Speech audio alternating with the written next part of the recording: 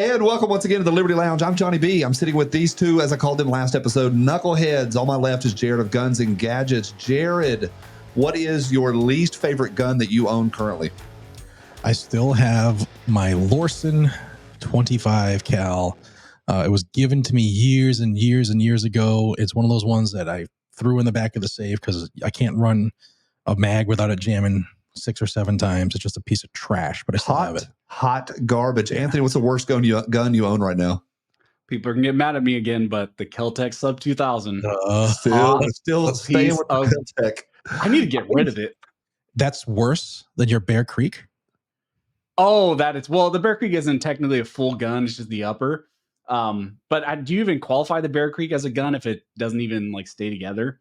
I think it is gun adjacent. Like it is adjacent to the gun industry. Hot piece of garbage. Also, I have a life card and it's like the shape of a credit card, a little bit thicker, and it unfolds. And the only way you can load it, the 22 short or 22 long rifle into it is to put your hand over the barrel. It is horrific on every level, and I really like it. It's kind of fun, but it's definitely the worst gun that I own. All right, we talked last episode about goals and what's going on in the industry, and a lot of good, whole lot of good. There is also some good. Let's go to DC today. Tell me, because I've not been plugged in days. I've not clicked anything in days. I've been doing the meme thing. I've been keeping my face down on the grindstone, working for the last couple of days. A lot of folks know that I work in education, and this week in August, like I don't know what's going on. You told me about an hour ago, you said the ATF is taking it up the rear end. What has happened recently? 2 things in the last 24 hours, and then plus Anthony might be able to hit on this, but Bianchi was just refiled, changed his name to Snopes. But 2 things with the ATF. So force reset triggers, they got kicked in the teeth about 10 days ago on that. What is a forced reset trigger? A forced reset trigger is a trigger which forces reset. If people know how a gun works, when you ease the trigger out, you'll feel that click. That's the reset, which means it's now engaged again, so you can pull the trigger again. A forced reset trigger uses the inertia of the cycling slide or the cycling bolt in this case to reset the trigger. It forces the reset, and you can shoot faster. You almost turn into a Jerry Michalik. However, it doesn't work. You have to find the sweet spot. So if you pull the trigger all the way to the rear, you'll get 1 round. If you pull it and then let it go real quick, the gun will jam. It's not a machine gun, which the ATF tried. They tried to change a rule, try to change a definition set by Congress to make them to be machine guns. Well, they lost that for a few reasons. The main reason is the Cargill decision, which the Supreme Court came out with in June, stomped all over ATF's ability to make rules and change definitions because Biden told them so. So they lost the FRT, and then last week they put in for a stay, meaning, please, judge, keep this ruling suppressed. Let us still be tyrants and lock people up while this case goes through its to the final, whatever the final step will be. So the judge came back yesterday and said, no, it's still unconstitutional what you did. So there are 2 things the ATF has to do. The first is they have to return all of the FRTs that they seized from people. It came out in this case that they had seized 11,818 of these force I didn't know that. From individuals? Individuals, manufacturers, and distributors. So the judge said, you got to give them all back. And then all of the letters they sent to people, where they, remember 2 years ago, these letters went around and said, you may be in possession of one of these and you're breaking the law. It's a non-transferable machine gun, 10 years in prison, $250,000 fine. Judge said, you also have to rescind those letters and send letters to everybody saying that you were wrong and they are not illegal, and you have 30 days to do it. So ATF, in their request for a stay, they're like, look, Judge, we can't do that in 30 days. It's impossible. Wah. Yeah. So to the judge's credit, he said, okay, I can see that. So you get 6 months, but you're still not getting a stay. So that was the first one. And the second one just came down late yesterday afternoon, and that has to do with bump stocks. So they lost the bump stock case. Shocker, because ATF is what? Gay.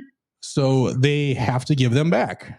And in classic ATF form, instead of just giving people their stuff back, saying, you know what, there's a 90-day window. It's already started. If you want your stuff back, you have to reach out to us, fill out our form, send it into Washington, and then we'll get back to you.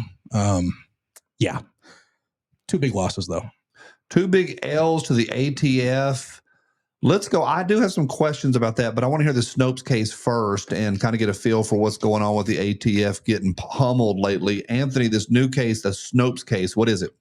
So that's the Bianchi case. So that deals with Maryland's assault weapon ban or rifle ban. So that one's not directly ATF, but oh man, where do you even start with this one? This is a multi-year, multi-level lawsuit that was a direct response to Maryland putting in place their rifle magazine ban.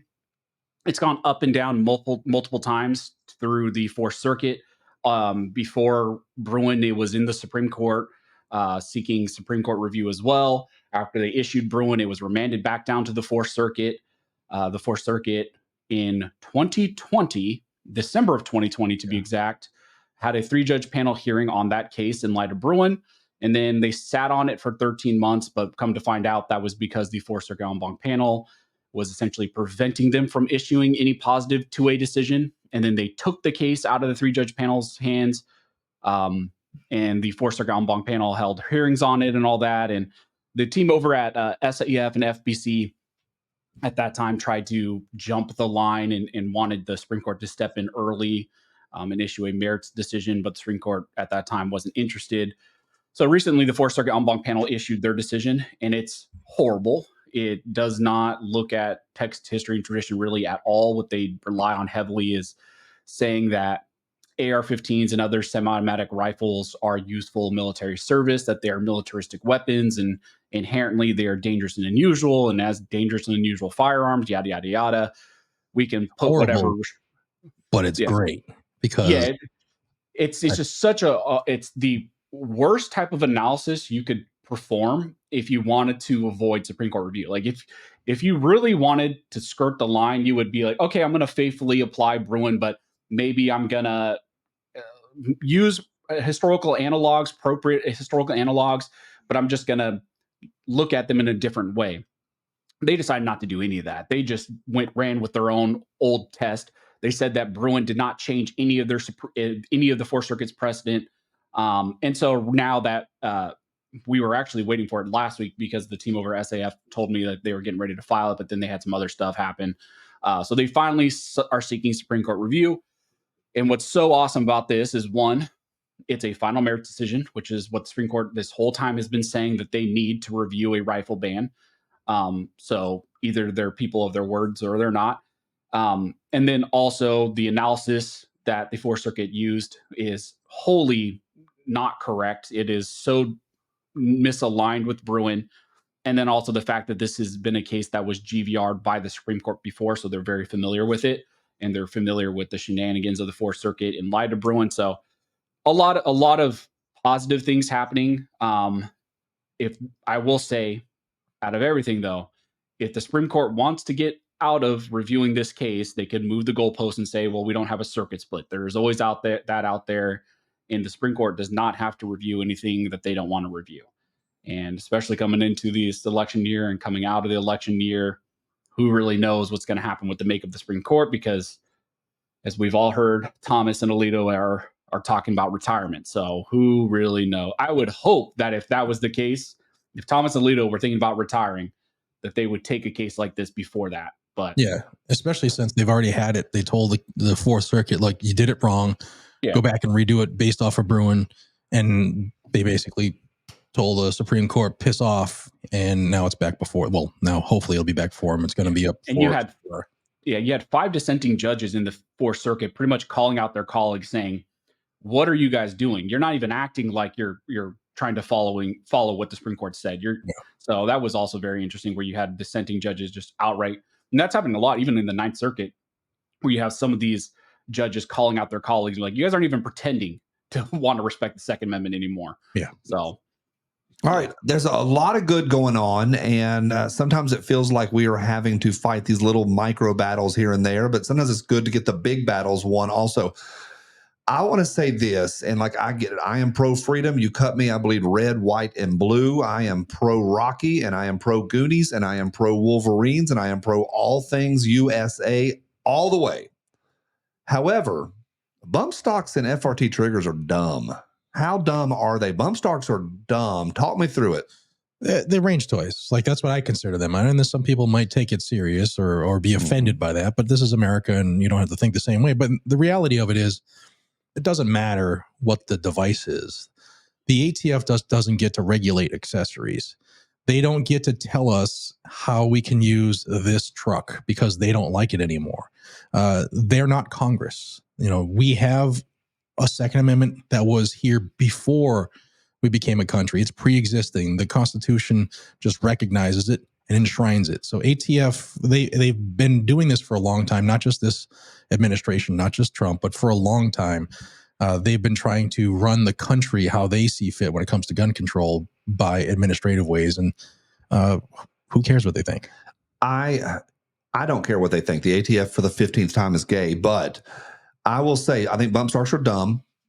People get upset when I say that. And I had one guy go, it's my constitutional right to have that. Well, it's your constitutional right to not have Congress making laws that are against anything, like pretty much anything. However, I think it's important to note that your point that the ATF is not an elected group, and therein lies the problem. There was a Supreme Court case, the EPA case. I think it was the end of last year. Anthony, is that correct? When the Supreme Court ruling? There's been a few, but you're thinking of Loper Bright Enterprises, which deals with Chevron. Yeah. And the idea is that three-letter agencies cannot create law, and that is an important, and it's going to take years for that stuff to flesh out and to be challenged. There's all these challenges that have to take place. I think force reset triggers are dumb. I think binary triggers are super dumb. But who gets to say whether we get to own them? That's the problem. And I've had people get mad at me. They're like, no, binary triggers are my constitutional right. Stop it. They're dumb. However, but they're fun. They're fun. Fun. It's fun to waste ammo. We all like to do it. I just think it's great I think it's interesting, great, ironic, fun, and just spectacular that these dumb things are what we end up arguing over. And I think it's a good step in the right direction. Anthony, it's our right to own dumb stuff, correct? Yeah, I mean, I don't see a lot of utility in bump stocks. And let's be honest, when it comes to bump stocks and FRTs, they're just a placeholder for what we all really want, which is actually a full auto. They're just those placeholders. And if everybody had the option of what they were going to have, we all know what people would pick. But Las Vegas. Let's not even go down that road. Yeah, we're not touching Las Vegas today. Not today, Satan. Not today. But not today. Federal agents watching this. Not today. It wasn't some grizzled gray-haired dude doing it by himself at all. No, belt fed. Yeah. So I mean, it's one of those things where it's fun seeing the ATF lose. When it comes to that FRT case, I know Jared had said, the stay was denied by Judge O'Connor. The ATF has options now. They can go seek an emergency motion from the Fifth Circuit, and so that'll go to a motions panel, and that's always hit or miss depending on what makeup of that panel you have that's rotating any given month. But the Fifth Circuit's been solid. They've denied a lot of the ATF overreach protections. ATF's been getting hammered in the Fifth Circuit, and they lost the Cargill case originally, so I don't see a lot of hope for the ATF. They're kind of scrambling at this point, and they're going to get hurt even more this upcoming term with the Vanderstock 80%er case. So they're going to get just demolished this next term. But yeah, people have whatever you want. If you want a bump stock, if you see utility in that, if you see a utility in FRT, it's not for me or the government or anybody to tell you what you can and can't have.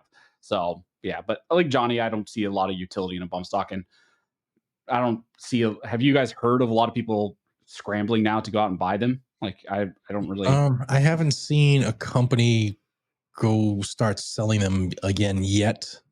In fact, I think Cargill himself was doing it, right? Yeah, I think Michael did start selling them again. Yeah. But I even checked the Brownells website, and they don't have them up. So I don't know if probably nobody has been making them in so long, so there aren't any for distribution right now. Yeah, I wonder how much were even out there. Yeah, like how many were even out there before? Sorry, Anthony, I was going to do a shout out to Brownells, but do your shout out. Brownells is awesome. Brownells is awesome, but it's fun. It's also fun to talk over top of each other. Brownells, we love them, absolutely love them.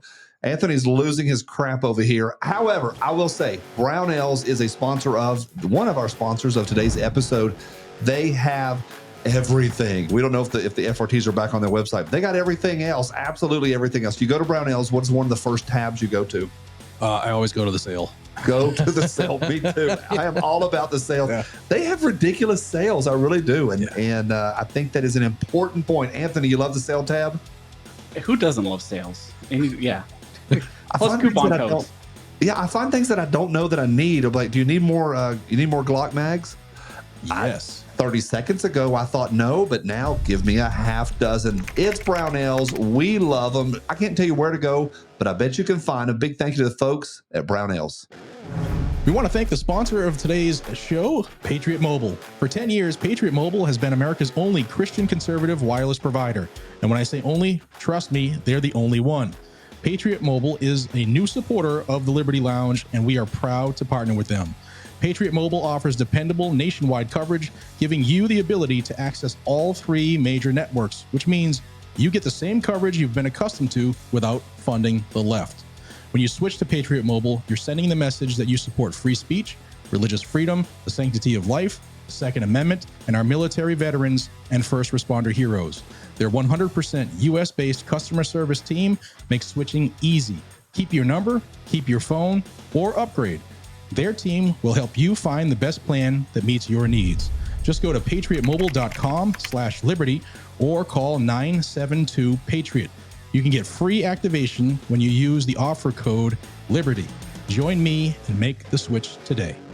So here's a question I want to hear your opinions, both of you. And we've been talking about this because we've heard Justice Alito is talking retirement.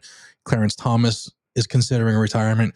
At the end of this next presidential term, at the end of this term, I think they'll be 80 or 81. They're getting up in age.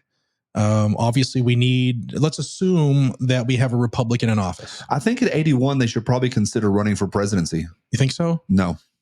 Let's assume we win. Let's assume Republicans win the White House and can make appointments. Give me 1 or 2, if you know 2, federal judges that you would like to see on the Supreme Court. Anthony, hit it. Okay, so I'm most familiar with a lot of the guys out of the Ninth Circuit. The ones that stuck out immediately in my mind would be judges like Van Dyke out of the Ninth Circuit. The one that would be really interesting to see how the Democrats push back against would be Judge Bumate out of the Ninth Circuit. He is a homosexual male, but he is very, very pro 2A. Yeah. He has written multiple dissents in cases coming out of California. He is a strong believer in the Second Amendment. He hates all the California gun laws. So I think if you wanted an interesting, pro 2A pick, would be Bumate. I'm not super familiar with all of his other decisions, but I think that would be Van Dyke would probably be a safe one, or like O'Scanlan or one of those. I think out of the Ninth Circuit would be interesting. Yeah, that's what I would pick. And I think the Bumate one would be interesting to see how they deal with that. Yeah, right. One of my favorite things is pattern recognition. My brain works in patterns. My brain works in, hey, I saw that. I saw this person's name. I saw this person's name here. There it is again. There it is again. There it is again. And no big surprise, Van Dyke and Scanlon are the 2. I think Van Dyke is probably the safest. I think that's the safest. That would be probably that's just a solid base hit for us. I don't think Anthony would disagree with that. I like his dark horse, but yeah, Van Dyke's probably the one.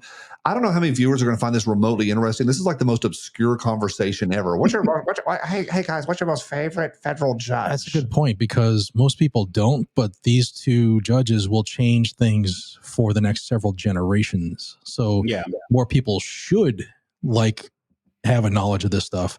I'll give my 2. My 2 are long shot because they're district courts. I would love to see St. Benitez, Roger T. Benitez on the Supreme Court. And even though it can be hit or miss, Judge Reed O'Connor has been solid. I think he could be a little bit better, but I think for long shots, those 2, because they're district courts. Next season, we're going to be having long shot judge trading cards. Kind of like baseball cards, but much, much worse. I think you'd both be better than Amy Coney Barrett. Was she fool's gold? Amy Coney Barrett, was she fool's gold, or am I wrong? It's hard to tell. I go back and forth with Amy Coney Barrett, and I've been very critical of her on my channel. It was hard to really predict what she was going to be like, especially when it comes to the Second Amendment, because that's what a lot of our channels focus on, right? That's how we look at her. The only real opinion we had of her when dealing with Second Amendment was her Seventh Circuit stuff. dealing with nonviolent felonies, and the one where that guy was hit with mail fraud because he was shipping counterfeit foot soles over the mail. And so she wrote a dissent in that case. That was a Cantor case. And if you listen to if you read that, you'd be like, okay, it sounds like she's pretty on board with the 2A cause. Now, if you look at that decision directly with what she just did also in Rahimi joining the concurrence, you would say, okay, those things align, right? Those two decisions. But everything else, when it has come to 2A cases, she's been very hit or miss. And it could be just because of the stuff she had to go through. And maybe she's taking a little bit more of the centrist position on the court because of, big voices like Thomas and Alito and Gorsuch and all those guys are taking the very hardcore originalist and textualist approach. And again, this is all nuance. Who knows who will all really be interested in this? But it does matter. And I think it's also this interesting thing that's going on in the court in some ways is when you see concurrences from 6 different judges where they're all coming to opinions saying, I'm reaching my opinion and I'm using originalist and textualist analysis, but they're coming to a different solution. It's really interesting. Maybe she was fool's gold. I still have hope that she'll do the right thing down the road. A lot of people were critical of Thomas for a long time because he didn't write a lot of opinions. And then now look what he's become now that, Scalia's gone. Never even asked questions.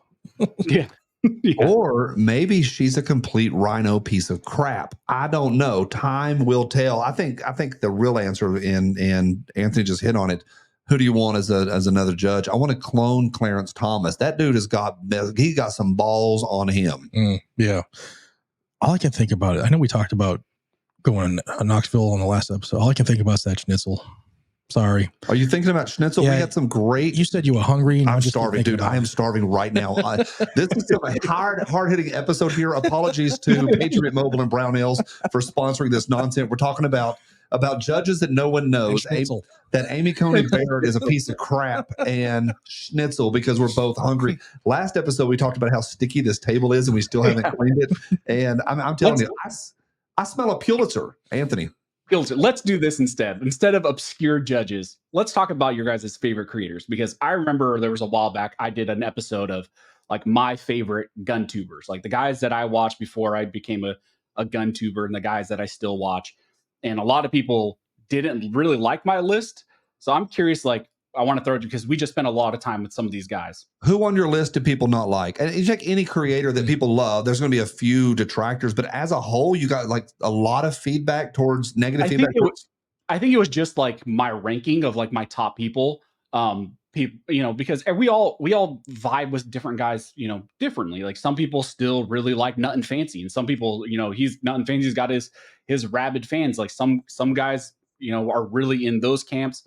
Some guys don't like the. I still really enjoy Nut and Fancy, to be honest. It's like Ambien for my soul. You want to go to sleep? Nut and Fancy. I know he's a great guy, and I know that he's OG. I get it. Big, nothing but respect, but. So anyways, I would think it'd be interesting. Like, what are your guys' like before you guys became a gun creator? Who did you watch, and who do you potentially still watch now, or who are your guys' favorites? I watched the originals. This is my 11th year in this. The OGs, if you will. 45. I watched a lot of Hickok. I watched a lot of Iraq Veteran. Looking forward to hanging around at his place again in 2 weeks. Tim, Military Arms, that core group, John Lovell, Such, all those old guys. Yeah, they've been around forever. I still make an effort to there's about 8 creators that I still watch regularly.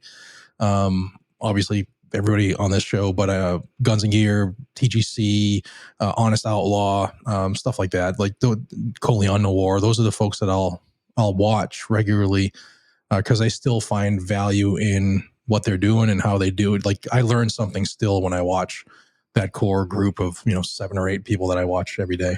I think, and of course, we're going to leave people out. So if we have friends that are watching this, yes, we're leaving you out. Some of y'all on purpose, but overall, yeah, of course, the OG guys really, really matter. And like 22 Plinkster, he crushes it all the time and has for years and years.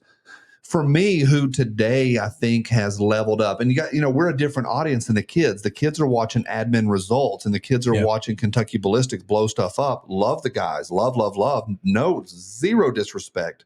Well, to one of them, but not the other. And I think for us at our age and our place in life, I think for me, I'm watching TFB. I really think TFB TV does a really good job of showing me different guns that I don't know, giving me a quick, here's what it is, here's what I like, here's what I don't like next. And he's not like droning on and on for 45 minutes like Nothing Fancy. And because that's just not my style. Some people love that long form stuff.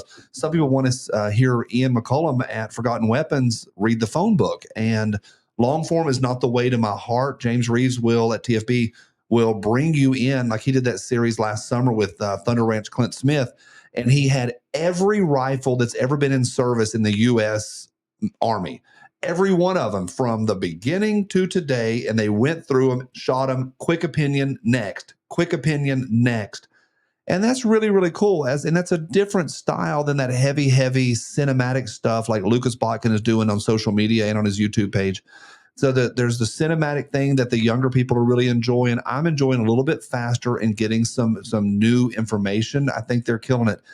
How about you, Anthony? Who are you watching? Maybe a dark horse, maybe somebody that's not one of the OGs. Who are you watching these days?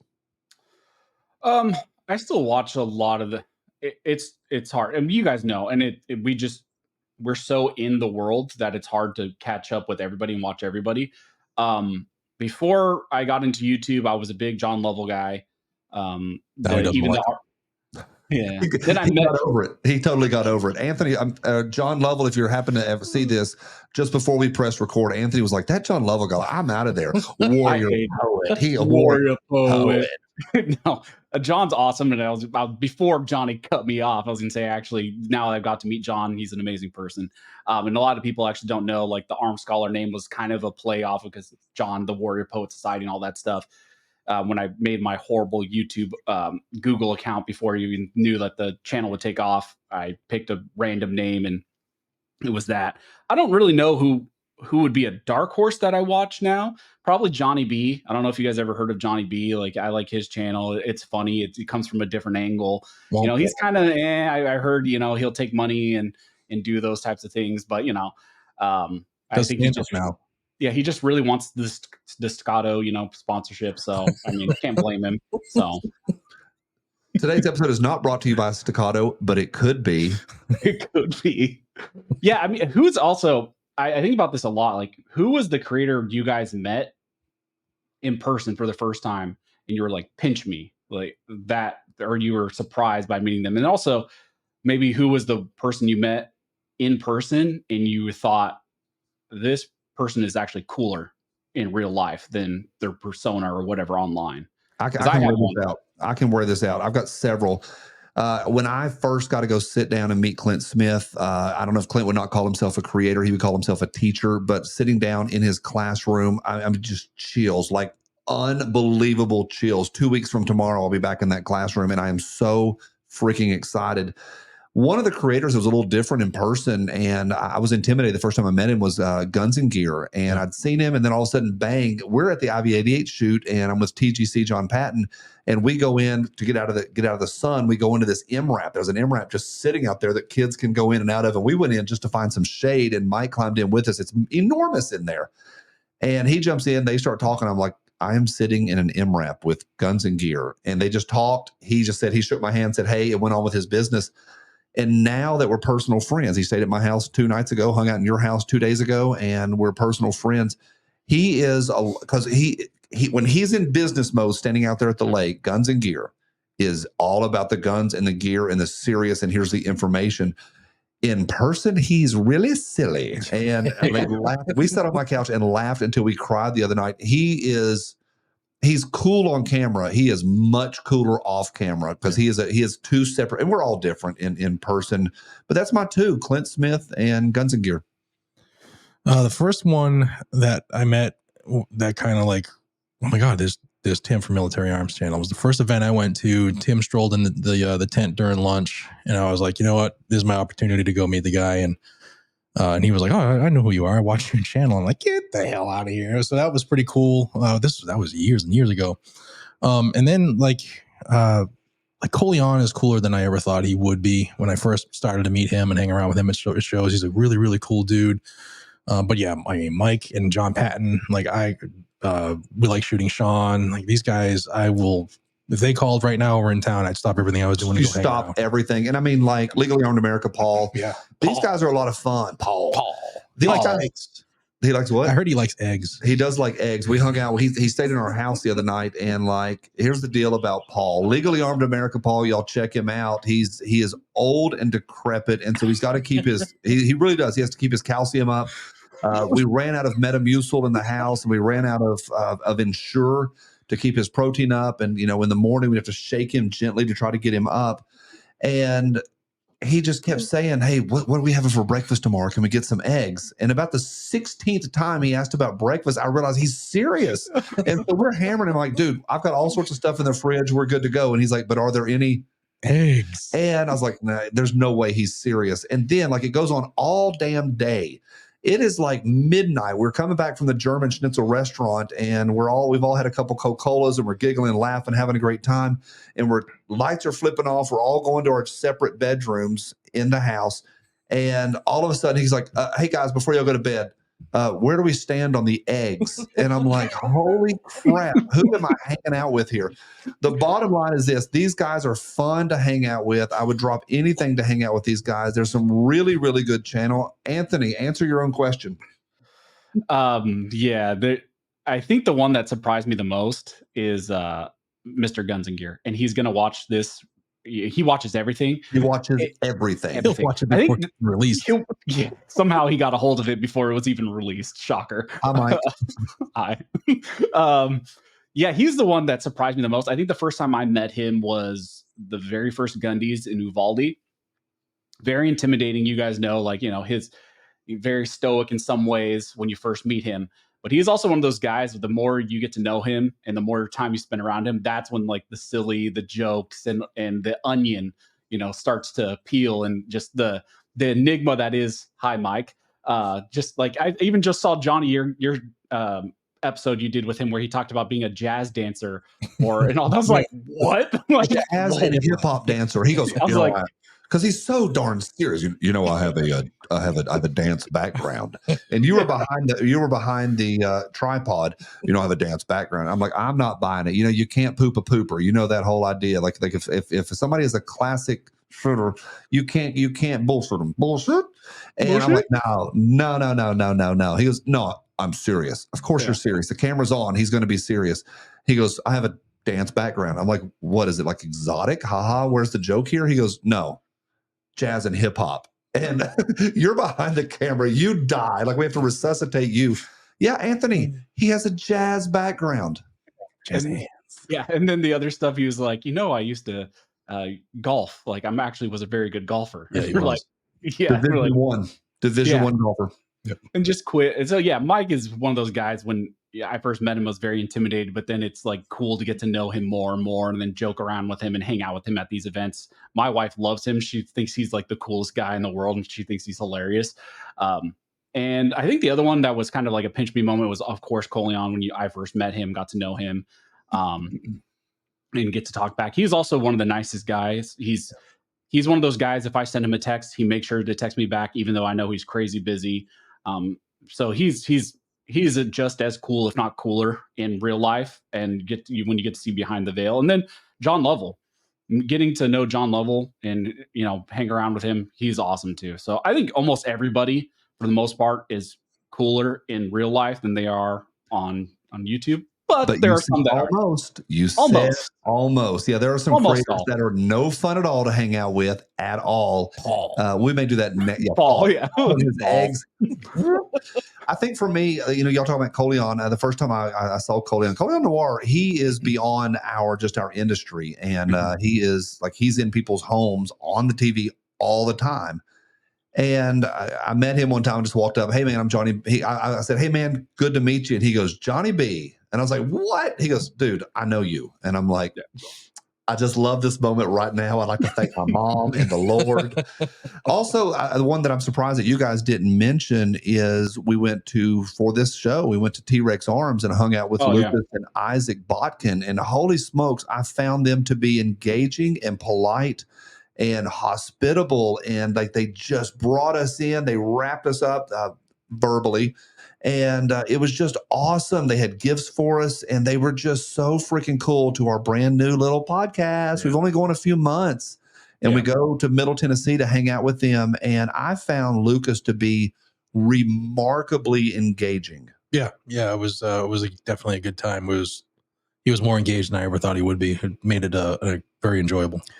I think what's important for viewers that to note is that the this industry, the gun tubers, the influencers, the micro influencers, the macro influencers, there's some good dudes.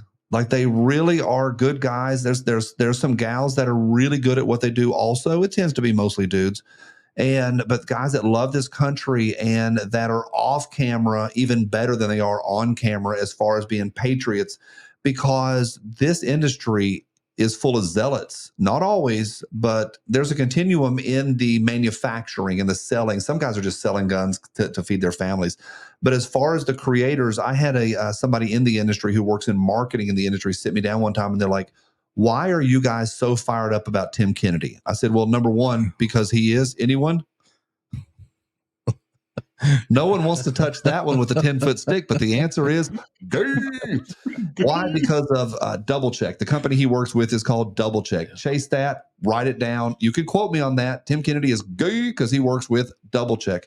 And they said, why are creators so fired up? You two, by the way, y'all just went blank on that. Like no backup, no nothing. That's your shtick. It's not my shtick. Yeah. We'll go there. Nobody who says they love the Second Amendment and was willing to put their life on the line for the Second Amendment should ever work for a company whose job is to be a third party to restrict people from the Second Amendment. It is a red flag company, and he is the face of it. I find that to be.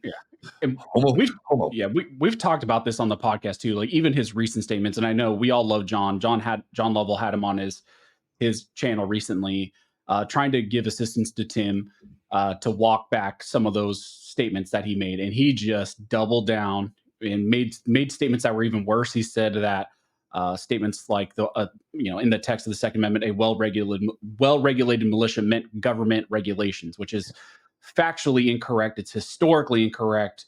No framer would have ever thought that. And I've even stated on the podcast before, like maybe it's just a complete lack of education on Tim's part, and maybe he's never been confronted with the reality that the statements that he is directly making there. He has been confronted 100 times, and he keeps doubling down because he's a moron. Yeah, on this new statement, because I think he's pivoted from some of his prior things, thinking that this new statement is going to be better. But really what he's doing is he's walking out old anti-gun arguments that they used to make in the courtrooms all the time, talking about how well-regulated meant government regulations and things like that and gun control. But that's been rejected by the Supreme Court and a bunch of other courts and is just historically incorrect. And we've all met Tim in real life. Like I've met Tim quite a few times. He's not a bad guy in person. I think he's just ill-informed, and he doesn't really understand the things that he speaks on. But he has a platform where he says really dumb things, but doesn't want to admit that he was wrong. So then, like Johnny was alluding to, he just doubles down and digs a bigger hole. So yeah, I'm going to push back on that idea that he's ill-informed. Nobody can be in this industry as long as he's been in and not have been informed. He has been informed in detail, in triplicate, in carbon copy for a decade now. I just think he thinks he's smarter than the rest of the group. The other part of it, I believe this, my opinion, and he's alluded to it, that he wants to meet the middle, to reach out and be able to hold and lock arms with people that are in the middle. And he thinks the best way to do that is through common sense gun control and gun reform. He has tweeted the words, "Gun rights mean gun laws." And for that, I'm a hard stop. Now, the reason we brought that up, or I brought it up, was that somebody in the marketing industry stopped me and they said, "Hey, why are you guys your people so fired up over Tim Kennedy. And I said, the thing you got to understand, this is not a casual relationship with the Constitution. Jared literally has "we the people" down his arm. I don't know what that really means, but I Googled it. It's from the Constitution. And these guys, like, we have friends that are willing to die in their driveways right now that literally out loud will say out of their mouth, I will never, ever get in the back of a cop car. I will die in my driveway. They're zealots.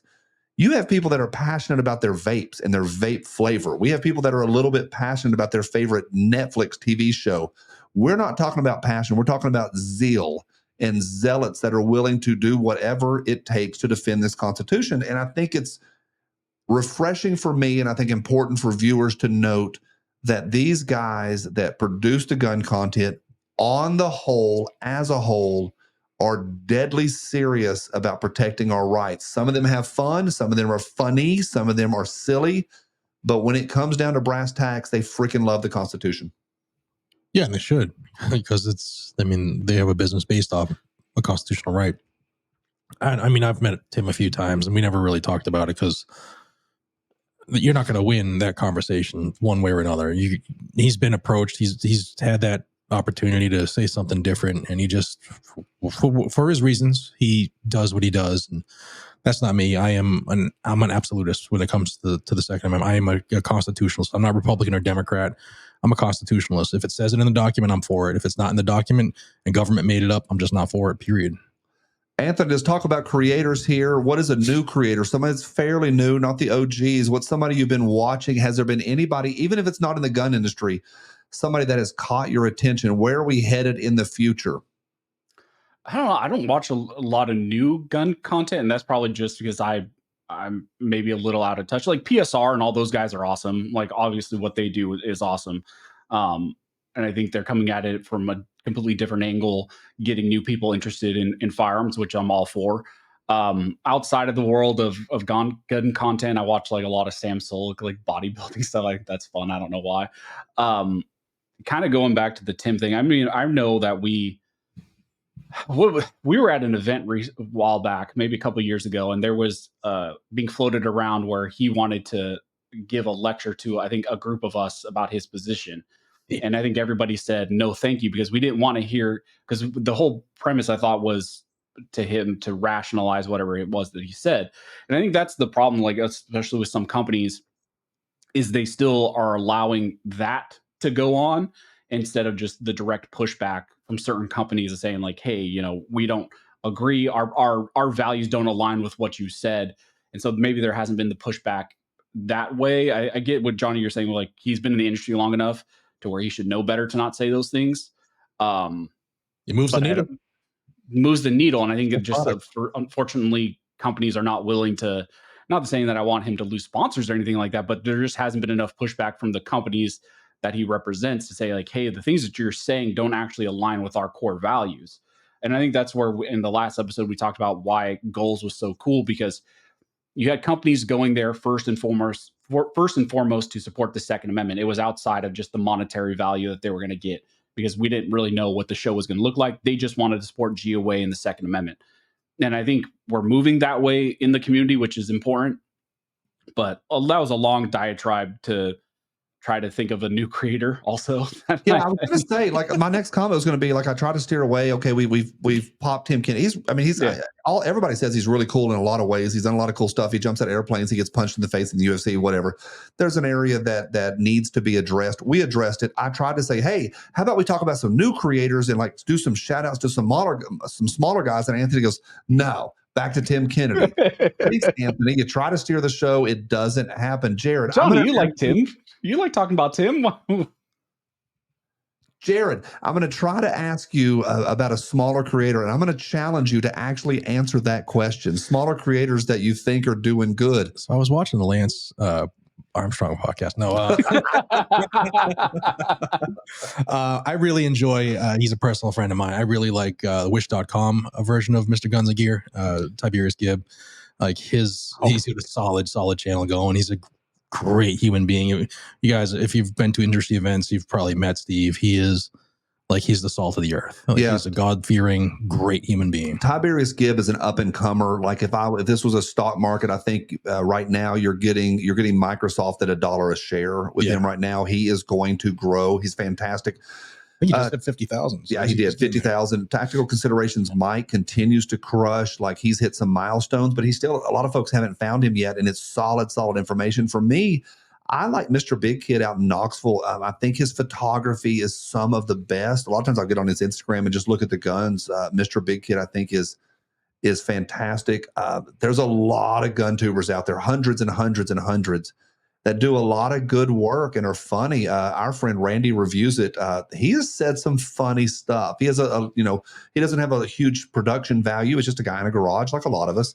But it's funny sometimes. It's funny you mentioned Randy, and I know he's going to watch this, so he's probably going to have a heart attack when I say this. But I watched 2 of his videos with guns and gear at my house, and Mike, I didn't even ask him anything. He was like, he's pretty good on camera. A little bit of polish. He's going to take off. He actually said the same thing to me. He said, "Hey, your buddy Randy is." He's like, dude, he's a diamond in the rough. He could change this, change that.